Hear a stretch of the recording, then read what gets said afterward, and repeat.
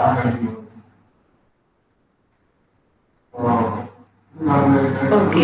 सो आज हमारा चैप्टर है रिलैक्सेशन। रिलैक्सेशन वर्ड से हम बहुत इजीली डिफाइन कर सकते हैं और बहुत नाम सुनते ही हमारी आंखें ऐसे स्मूदनिंग में हो जाती है कि हम कितना रिलैक्स हो गए। रिलैक्सेशन का मतलब यही है कि आपकी बॉडी में या आपके अंदर कोई भी टाइप का स्ट्रेस नहीं रहता, ना तो किसी मसल्स के अंदर और ना ही किसी मेंटल लेवल के। हर तरफ से आपको एक रिलैक्सेशन फील होती है, एक इजीनेस सी फील होती है। अब वो इजीनेस हम कैसे एक्वायर कर सकते हैं? क्योंकि अभी आप बैठे हो, आपको बोलो आप इजी फील कर रहे हो, आप कहोगे नहीं मैं तो नहीं इजी फील कर रहा। या आपको आप खड़े हो कुछ काम कर रहे हो, कोई आपको आके पूछे आर यू फीलिंग रिलैक्स्ड, तो आप बोलोगे नहीं। तो फिर उसमें वो ये भी पूछ सकता है कि फिजिकली और मेंटली, तो आप बोल सकते हो कि फिजिकली क्योंकि आप खड़े हो कुछ काम कर रहे हो, और मेंटली आप रिलैक्स हो क्योंकि आपको अभी कॉलेज जाना आना नहीं है, या कोई और दिमाग में काम नहीं है, इजी वाला वर्क है कि अच्छा ठीक है ये वाला काम करके मैं फ्री हूँ, तो आपको कोई मेंटल स्ट्रेस नहीं है, तो आप बोलोगे I am easy and I am mentally relax but physically I am active, तो आप ऐसा बोल सकते हो। अब उस पे आप लेट गए हो, लेटे लेटे आप न्यूज़पेपर पढ़ रहे हो या फिर कोई भी स्टोरी बुक पढ़ रही हो, कुछ भी जो आपको अच्छा लगता है आप वो पढ़ रहे हो। अब अगर आपसे कोई पूछा जाए कि हाउ यू फीलिंग, तब आप बोल सकते हो कि आई एम कम्प्लीटली रिलैक्स्ड, क्योंकि जो बुक आप पढ़ रहे थे वो आपकी पसंद की बुक थी। आपको शायद कैसा भी नॉवेल पढ़ना पसंद हो, या फिर कोई किसी की बायोग्राफी पढ़ना पसंद हो, जो भी आप पढ़ रहे हो तो आप बहुत रिलैक्सली पढ़ रहे हो, क्योंकि आप लेट के पढ़ रहे हो आराम से। आपको कोई ऐसा प्रेशर नहीं है कि मुझे ये 1 घंटे में खत्म करना है, या इसको पढ़ने के बाद में मुझे नेक्स्ट चैप्टर पढ़ना है, या एग्जाम में इससे क्वेश्चन आएंगे, ऐसा कुछ होने वाला नहीं है, तो आप बहुत रिलैक्स फील कर रहे हो। ऐसा भी हो सकता है कि आपने पास में म्यूजिक चला रखा हो, तो आपको और ज्यादा रिलैक्सेशन फील हो रहा हो। तो उस टाइम में ना तो आप फिजिकली एक्टिव हो ना आप मेंटली एक्टिव हो, you are keeping your self in a relaxed mood. ये आपका रिलैक्सेशन आता है। अब हम रिलैक्सेशन को कैसे एक्वायर कर सकते हैं, या कैसे हम रिलैक्सेशन को डिफाइन करते हैं, आज हम इसके बारे में देखने वाले हैं। और मैं आपके बुक से चल रही हूँ।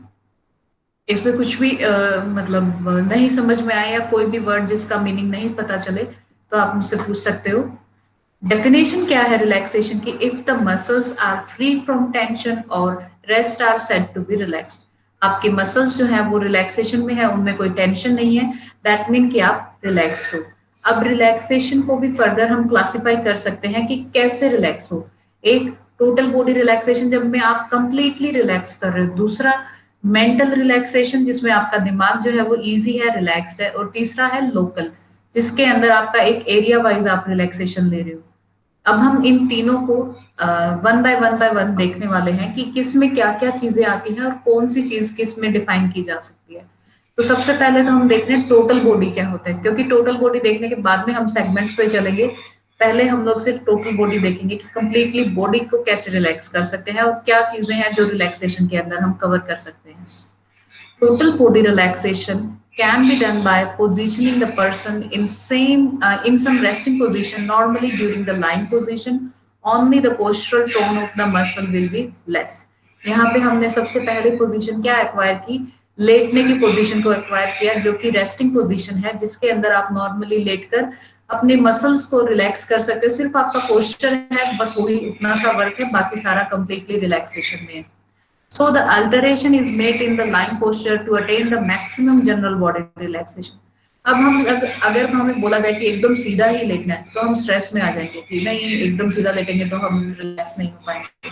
तो उसमें आप क्या कर सकते हो? आप हल्की फुल्की चेंजिंग कर सकते हो, जैसे कि अपना हाथ सिर के नीचे लगाना, या फिर साइड लाइन में लेट जाना, या एक पैर ऊपर करके रखना। कैसे भी करके आप हल्की फुल्की मॉडिफिकेशन करके आप लेट जाते हो, तो आप फील करते हो कि आप कंप्लीट रिलैक्स हो। All the derived position from the line is used for achieving the relaxation of an individual depend on the situation. अब लाइन से जितनी भी डिराइव होने वाली पोजीशन थी, जैसे हमने कल देखा था कि लाइन से आप हाफ लाइन में आ सकते हो, क्रूक लाइन में आ सकते हो, प्रॉन लाइन में आ सकते हो, साइड लाइन में आ सकते हो। किसी भी डिराइव पोजीशन के अंदर आप आओगे तो वो आपको रिलैक्सेशन ही देगी। ये डिपेंड करता है पर्सन टू पर्सन कि आपको कैसी रिलैक्सेशन की पोजीशन चाहिए। जैसे कई सारे लोग होंगे, आपने देखा होगा कि वो रात में करवट भी नहीं लेते, जैसे सीधा लेटे हैं वैसे ही सीधा उठ जाते हैं।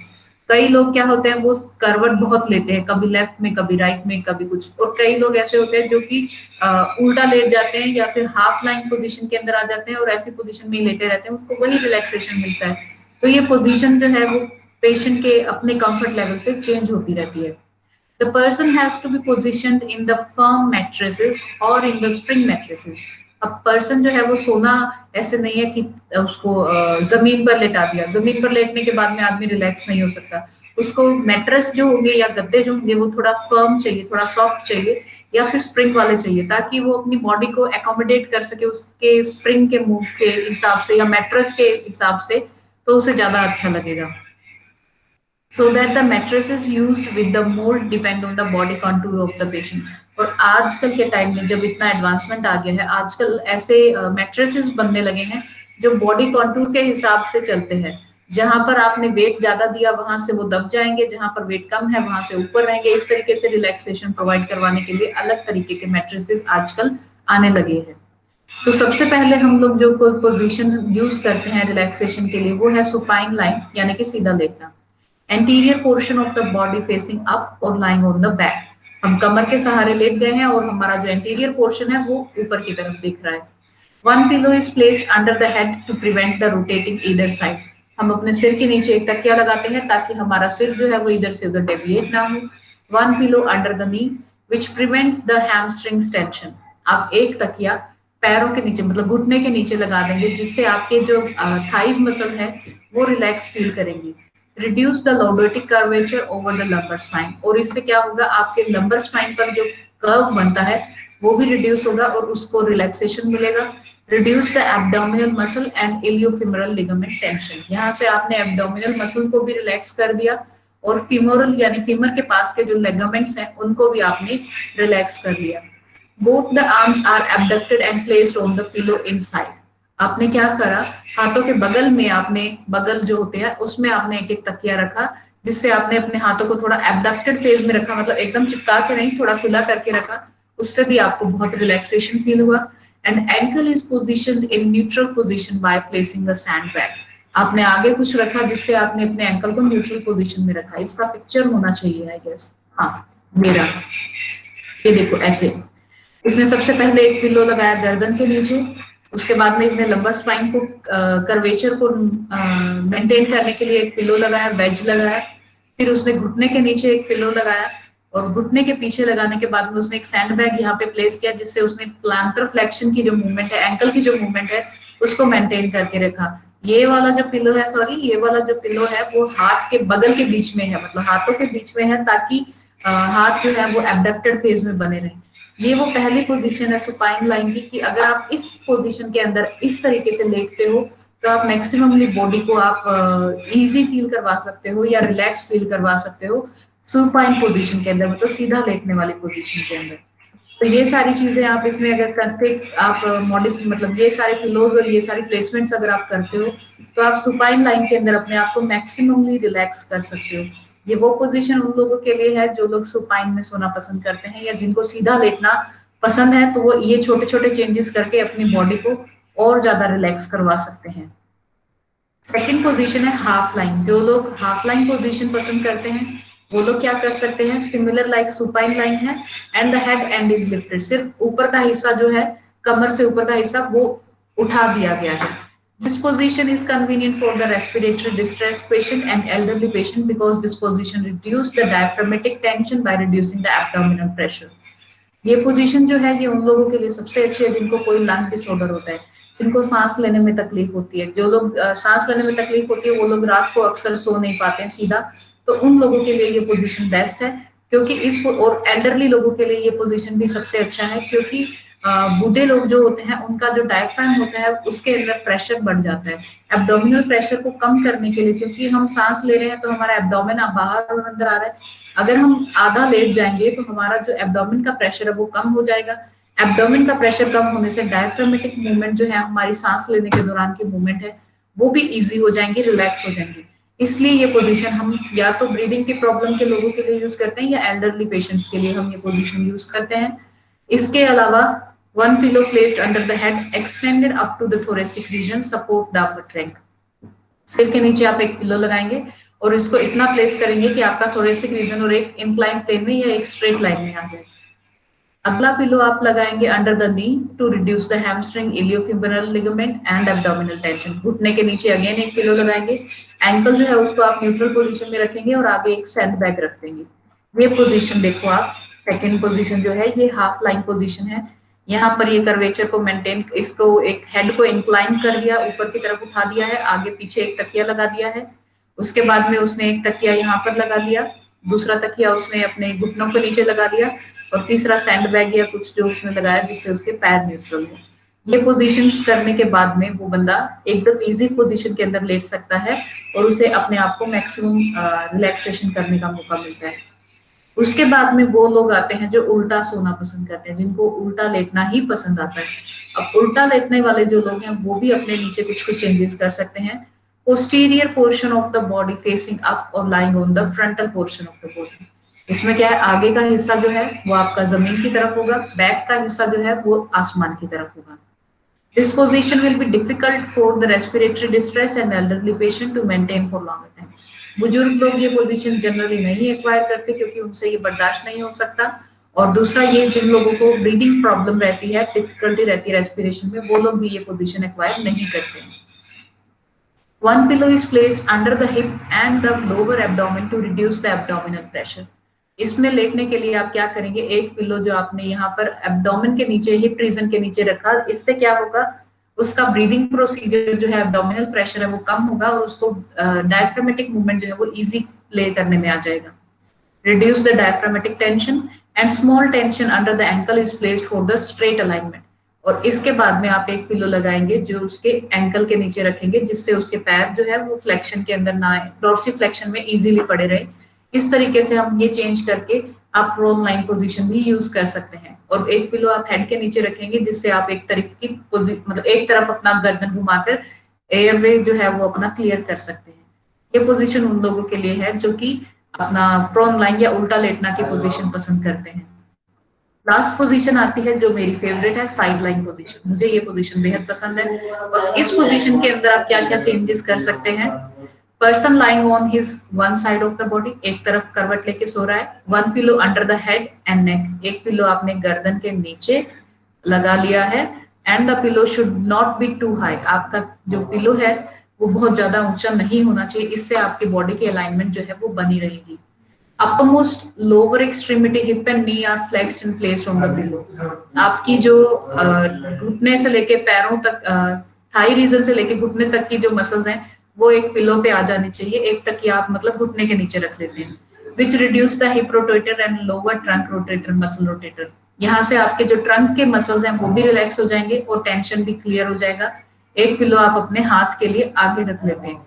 इस तरीके से जो पोजीशन आपने बनाई है, और upper limb shoulder and elbow flexed and placed over the pillow which reduces the shoulder girdle and rotator of the shoulder muscle tension. यहाँ से आपके शोल्डर्स को भी रिलैक्सेशन मिल गया क्योंकि आपने इसको भी फ्लेक्स करके एक तकिए पे रख लिया है। इस तरीके से आपने 3 तकिया यूज किया, 3 पिलो यूज किया और आपने अपना रिलैक्सेशन पोजीशन जो है वो बेस्ट वे में बना लिया।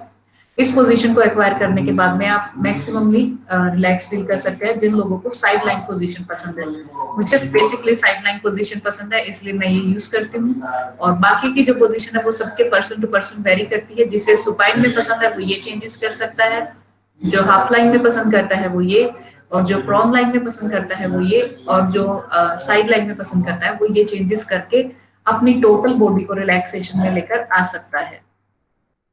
The whole body relaxation does not only depend on the position or the support which we give to patient, also depend on the surrounding too. अब ऐसा नहीं है कि आपने सिर्फ तकिया लगा दिया और पेशेंट आपका रिलैक्स हो गया कि चलो चलो अब इतने चेंजेस तो कर ही दिए तो अब आपका पेशेंट जो है वो पूरा रिलैक्स हो गया। इसमें आसपास का एनवायरनमेंट भी बहुत काम करता है कि आप रिलैक्स फील कर रहे हो या नहीं। एनवायरनमेंट में क्या क्या चीजें काम करेंगी। The patient may feel comfort with the room temperature. आपका कमरे का टेम्परेचर सूदनिंग होना चाहिए। ऐसे नहीं है कि गर्मी के अंदर पड़े और 4 तकिए नीचे लगा लिए, पसीना ही आएगा, नहीं मजा आएगा। या ऐसा नहीं है कि आपने तकिए तो नीचे लगा लिए और एसी से टेम्परेचर इतना ज्यादा कम कर दिया कि उसे ठंडी लगी जा रही है तो वो तकियों से गर्म होने के लिए ही कोशिश करता रह गया। इसमें उसे अच्छा स्लीप या अच्छी फील नहीं आएगी। रूम टेम्परेचर आपका नॉर्मल होना चाहिए 27-28, इतना जितना आप पसंद करते हैं, सबका अपना अलग अलग है। तो ये चीज करके आप टेम्परेचर मेंटेन कर लेते हैं ताकि आपका इजी फील हो जाए। The dress of the patients wear, आपके जो कपड़े पहने हुए हैं वो कपड़े भी एकदम खुले खुले और लूज लूज होने चाहिए, टाइट या फिर ऐसे नहीं, डिस्कम्फर्ट वाले कपड़े नहीं होने चाहिए जिसके लिए आपका दिमाग कपड़े के बारे में सोचता रहे कि ये कपड़ा जो है ढीला है या ये कपड़ा टाइट है या ये कपड़ा इधर से ऊपर है या नीचे है, इस तरीके से नहीं, एकदम कंफर्ट कपड़े जो आप पसंद करते हैं। लाइटनिंग एंड एयर सर्कुलेशन, आपका रूम जो है वो वेंटिलेटेड होना चाहिए फुल, और डिम लाइट्स होनी चाहिए। लाइट ऐसे नहीं है जो आंखों में चुभ रही हो, जो लाइट आपको सूदनिंग इफेक्ट देती है, यानी कि बिल्कुल माइल्ड लाइट जैसे लैंप की लाइट होती है उतना लाइट आपके रूम में होना चाहिए ताकि आप इजी फील कर सकें। If the climate is chill and mild, warm temperature has to be maintained for the soothing effect, and during hot climate, chill weather should be maintained by the air conditioner और air cooler. ये दोनों चीजें हम maintain कर सकते हैं। अगर बाहर गर्मी है तो हमने कूलर या फिर एसी चलाया, अगर बाहर ठंड है तो हमने हीटर चलाया, और हम टेम्परेचर को नॉर्मल कर सकते हैं अपने हिसाब से।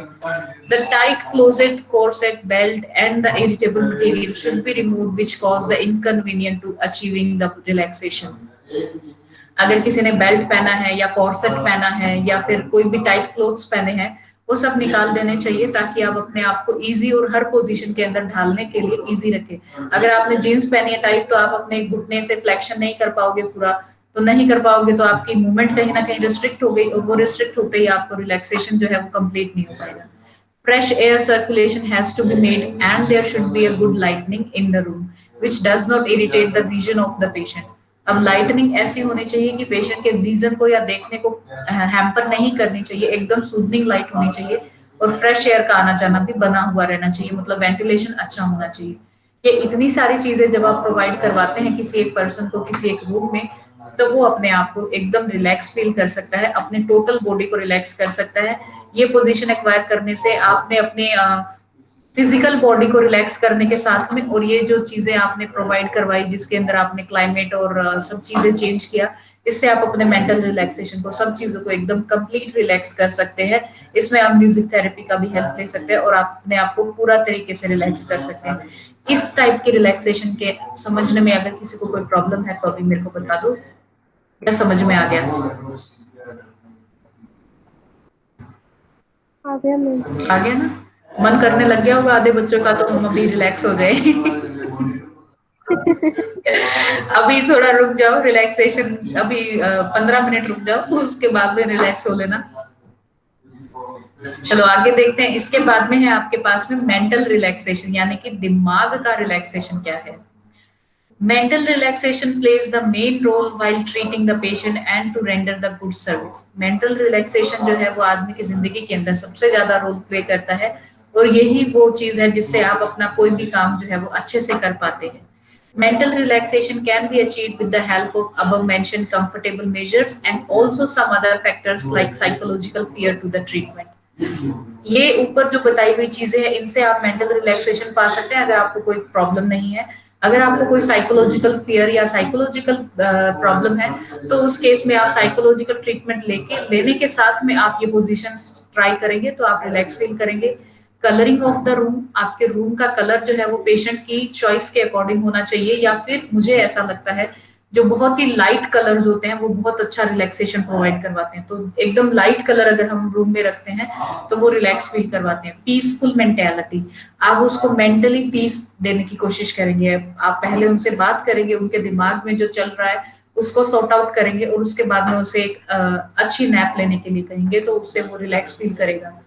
Coloring of the room has to be perfectly done and the selection of the color plays the main role in the alternative of the mind। आपका दिमाग को शांत करने के लिए रूम का कलर बहुत रोल प्ले करता है।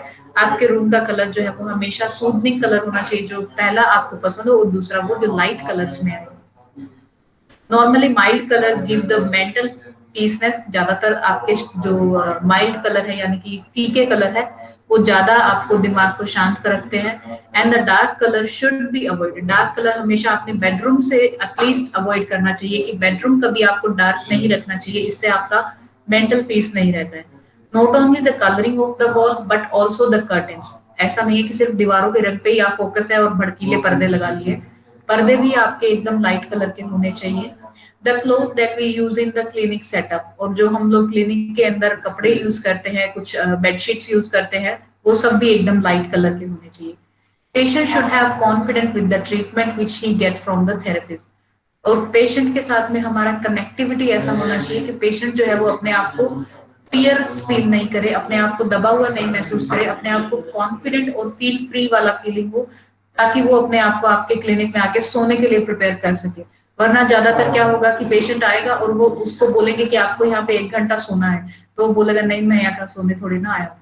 वो अपने आप को कंफर्ट फील नहीं करते हैं। जैसे स्पेशली विमेन जो पेशेंट्स होती हैं, वो लोग ऐसा नहीं फील करती हैं कि वो किसी के क्लिनिक पे जाकर सो जाएं।